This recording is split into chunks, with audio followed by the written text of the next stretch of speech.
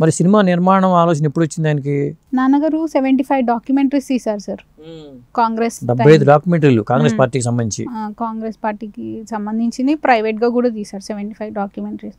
అందులో మెయిన్ ప్రగతి పదంలో భాగ్యనగరం అని ఫస్ట్ డాక్యుమెంటరీ చేశారు. దానికి gold Nandi award first prize వచ్చింది. పివి నరసింహారావు గారు అప్పుడు చీఫ్ మినిస్టర్ మనకి. సో అప్పుడు నంది అవార్డు వచ్చింది ఫస్ట్ దానికి. తర్వాత చాలా డాక్యుమెంటరీస్ చేశారు.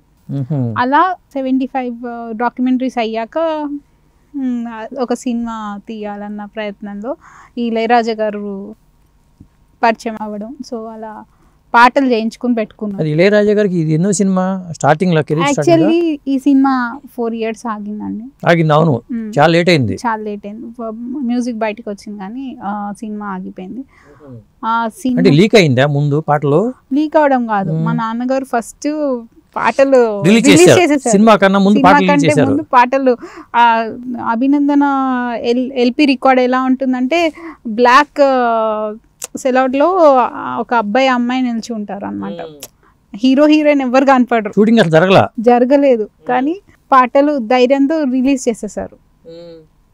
ఆయనకి మొదటి నుంచి పాటలు అంటే పిచ్చి.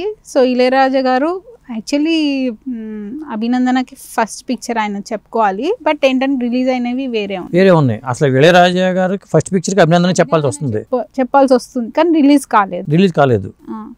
సో ఇది అభినందన రిలీజ్ కాలేదు కాబట్టి. ఎలా పరిచయం ఇళయరాజా గారు ఆయనకి? నాన్న చెన్నైలో ఘంటసాల గారు వీళ్ళందరూ పరిచయం. మా నాన్న ఎక్కువ చెన్నైలో ట్రావెల్ చేసేది. చెన్నైలో ఎందుకంటే అక్కడ వాళ్ళని ఇక్కడ వాళ్ళని అక్కడ, బాంబే వాళ్ళని ఇక్కడ, చెన్నై నుంచి సావిత్రి గారిని ఘంటసాల గారిని ఇక్కడ తీసుకొచ్చి సిల్వర్ జూబ్లీ సెలబ్రేషన్స్ అని, ఏఎన్ఆర్ గారి సెలబ్రేషన్స్ అవన్నీ నాన్నగారే చేశారు. సో చెన్నైలో ఇళయరాజా గారు పాటలు అంటే పిచ్చి కదా ఆయన. ప్రతి ఒక్క మ్యూజిక్ డైరెక్టర్ ని నాన్న ఫెలిసిటేట్ చేశారు. సో అలా ఇళయరాజా గారు పరిచయం. ఈయన పాడుతూ ఉండేవాళ్ళు ఇంట్లో అసలు ఎప్పుడన్నా? అంటే లలలా అంతే. కానీ పిచ్చి పాట అంటే. కిషోర్ కుమార్ గారు కూడా పరిచయం అంటున్నారు కదా బహుశా. కిషోర్ కుమార్ గారు, రఫీ గారు, ఎందుకు ఎస్డి బర్మన్, ఆర్డి బర్మన్ అందరూ వచ్చారు మన కళ వేదికకి. సో నాకు ఈ చరిత్ర నిజంగా నాన్నగారు ఉన్నప్పుడు అంత తెలియదు సార్.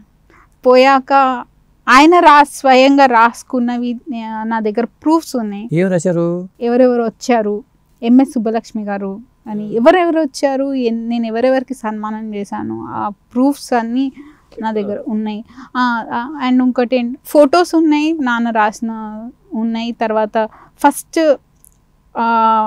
తెలుగు ఇండస్ట్రీని మారిషియస్కి తీసుకెళ్ళింది మా నాన్నగారే. మారిషియస్కి ఫిల్మ్ ఫెస్టివల్ ఫస్ట్ అలా చెయ్యాలి, మన వాళ్ళని అక్కడ చెయ్యాలని గవర్నర్లను కల్పించడము ఇవన్నీ చేసింది నాన్నగారు. సో ఈ చరిత్ర అవన్నీ చూసాక కళావేదికకు చాలా చరిత్ర ఉందని నాకు. మీ అమ్మగారు ఏమైనా చెప్పేవాళ్ళు జరిగినాయి అని చెప్తూ ఉండేవాళ్ళ?